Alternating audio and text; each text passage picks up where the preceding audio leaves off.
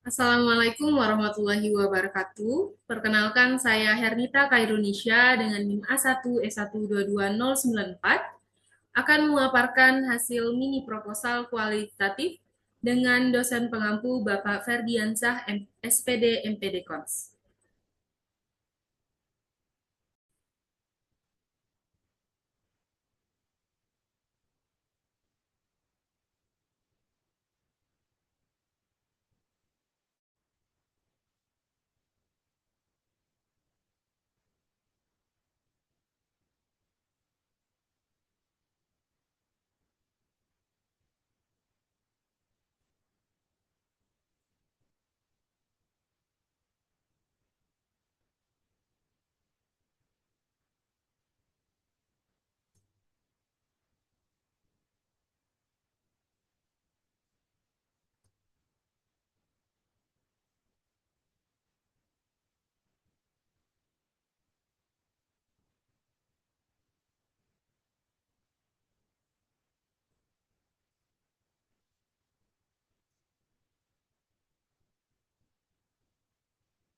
Mini proposal penelitian kualitatif saya yakni berjudul Pola Komunikasi Orang Tua dengan Perkembangan Bahasa Anak Usia Prasekolah dengan studi kasus di Lorong Sukadamai RT 17 Solok Sipin Kota Jambi.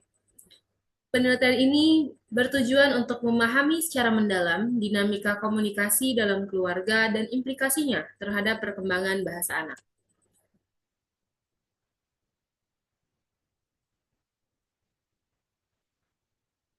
Perkembangan bahasa anak usia prasekolah 3 sampai 5 tahun sangatlah fundamental. Namun, banyak yang mengalami hambatan, seperti hambatan gangguan artikulasi, semantik, dan fonologi. Menurut data BPS, Sunsenas menunjukkan sebanyak 38,61% anak usia 3 sampai 6 tahun di Indonesia mengalami gangguan perkembangan. Faktor lingkungan keluarga, terutama pola komunikasi orang tua, sangat krusial. Minimnya interaksi dan stimulasi dapat menghambat bicara anak, yang mana disebabkan karena seringkali kesibukan orang tua. Kurangnya stimulasi juga berdampak pada kemampuan sosialisasi dari sang anak dan membuat mereka cenderung menarik diri. Penelitian ini akan mengkaji bagaimana pola komunikasi orang tua, terutama di Lorong Sukadamai RT 17 Solok Sipin dan hubungannya dengan perkembangan bahasa anak usia prasekolah. Adapun rumusan masalah dalam penelitian ini meliputi identifikasi pola komunikasi, karakteristik perkembangan bahasa anak, hubungan antar keduanya, serta faktor-faktor yang mempengaruhi pola komunikasi orang tua.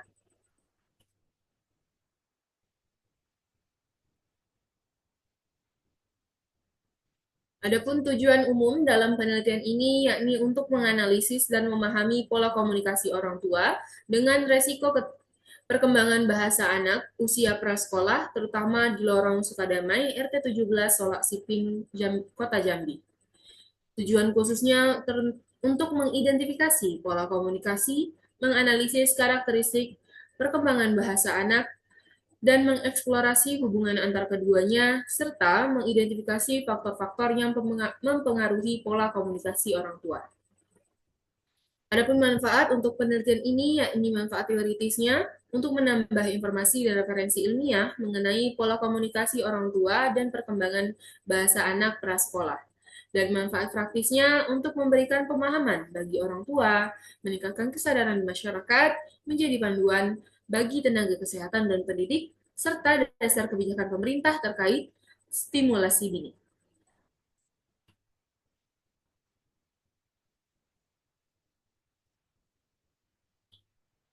Lalu bagaimana tentang konsep anak usia prasekolah dan pola komunikasi orang tuanya? Anak usia prasekolah itu berusia 3 sampai 5 tahun, yang mana masa yang sangat penting dengan pertumbuhan dan perkembangan yang sangat cepat. Perkembangan bahasa ini terjadi sangatlah pesat dan menjadi dasar bagi perkembangan selanjutnya, yakni meliputi motorik halus, motorik kasar, sosialisasi, bahasa, dan kognitifnya. Pola komunikasi orang tua ini berupa komunikasi, yakni proses penyampaian pesan dari pengirim, yakni orang tua, kepada seorang anak ya, atau penerima, yang mana pesan ini bisa berupa nasihat, harapan, ide, atau perasaan orang tua kepada anaknya ataupun sebaliknya, yang mana disampaikan secara verbal dan nonverbal. Komunikasi yang baik penting untuk perkembangan anak. Lalu bagaimana tentang fungsi dari komunikasi keluarga itu? Fungsi komunikasi keluarga itu haruslah meliputi fungsi sosialisasi, pendidikan, pelindung, keagamaan, afektif, rekreasi, dan ekonomi. Semua fungsi ini berkontribusi pada perkembangan kepribadian dan kemampuan anak.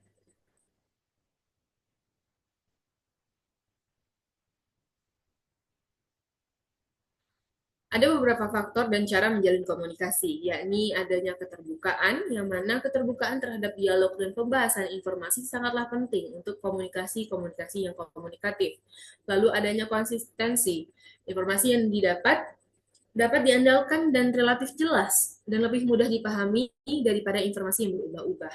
Lalu adanya ketegasan, yakni ketekunan dengan contoh perilaku yang konsisten memperjelas nilai-nilai dan harapan orang tua. Lalu cara berkomunikasinya kita bisa memilih tempat dan waktu yang tepat, yang kondusif. Kita lakukan kontak mata, gunakan bahasa tubuh, bahasa sederhana yang mudah dipahami, dan hindari kondisi-kondisi yang tidak kondusif. Dan sampaikan tujuan percakapan dengan jelas agar mudah dipahami. Adapun perkembangan bahasa dan faktor pengaruhnya ini pada anak, yaitu pertama ada otak dan kecerdasan, yang mana tentunya perkembangan otak berhubungan dengan perkembangan bahasa, terutama hemisfer kiri. Jenis kelamin ternyata juga menjadi faktor pengaruh perkembangan bahasa anak. Adanya perbedaan biologis dan sosial mempengaruhi kecepatan perkembangan bahasa. Kondisi fisik tentunya dengan organ berbicara, pendengaran, dan sistem neuromuskular harus berfungsi dengan baik. Lalu adanya lingkungan budaya. Perbedaan budaya dan penggunaan bahasa daerah mempengaruhi penguasaan bahasa nasional. Adanya lingkungan keluarga dengan interaksi aktif orang tua, membacakan cerita, mengajak anak berbicara, dan stimulasi verbal itu sangatlah penting dalam faktor perkembangan bahasa anak. Dan adanya kondisi ekonomi. Lingkungan ekonomi yang lebih baik seringkali menyediakan lebih banyak sumber daya untuk perkembangan bahasa anak. Ada beberapa aspek memperluas perkembangan bahasa anak. Yang pertama itu ada lingkungan rumah. Strategi berbahasa penyangga dari orang tua seperti memberikan informasi dan dorongan serta kegiatan berbagi buku cerita sangat penting untuk perkembangan bahasa anak. Lalu ada pengetahuan fonetik. Anak mulai fokus menggunakan fonem tertentu dan sadar akan produksi kata-kata dengan bunyi yang mirip. Lalu ada pengetahuan semantik. Anak-anak akan memiliki kosakata yang berkembang pesat seiring dengan perkembangan konsep dan skemata yang lebih kompleks. Lalu ada pengetahuan sintaksis. Anak mulai berbicara dalam kalimat pendek dan frasa, serta memahami kompleksitas frasa kata benda dan kata kerja, ada kalimat pertanyaan dan kalimat fasih. Lalu ada pengetahuan morfemik. Anak ini akan mengembangkan pengetahuan morfem infleksionalnya untuk menunjukkan kata jamak, kepemilikan, dan juga kata kerja. Lalu ada pengetahuan pragmatik. Anak mulai menggunakan bahasa untuk berbagai tujuan, didukung oleh peningkatan pengetahuan semantik tadi, sintaksis, dan fonetiknya.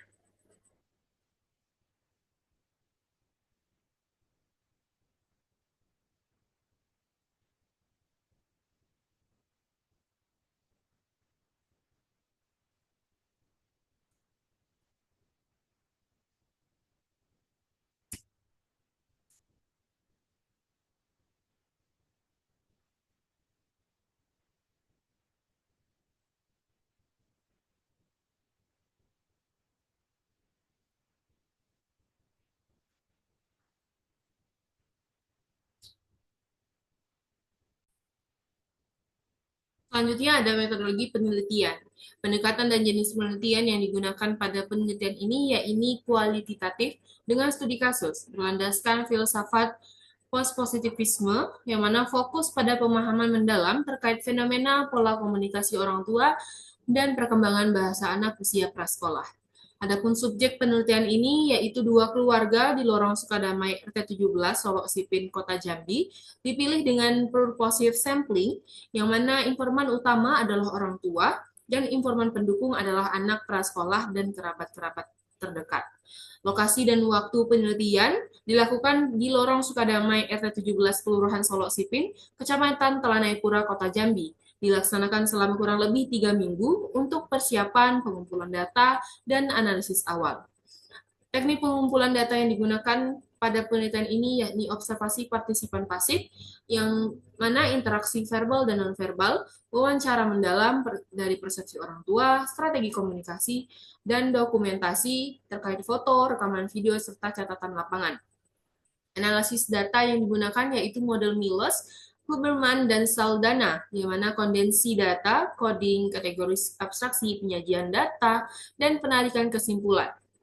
Lalu etika penelitian, pada penelitian ini menerapkan informant consent, menjaga kerahasiaan, prinsip kesukarelaan, dan prinsip tidak merugikan untuk melindungi hak dan hak martabat informan. Sekian pemaparan hasil dari penelitian yang sudah saya lakukan. Saya akhiri, wassalamualaikum warahmatullahi wabarakatuh.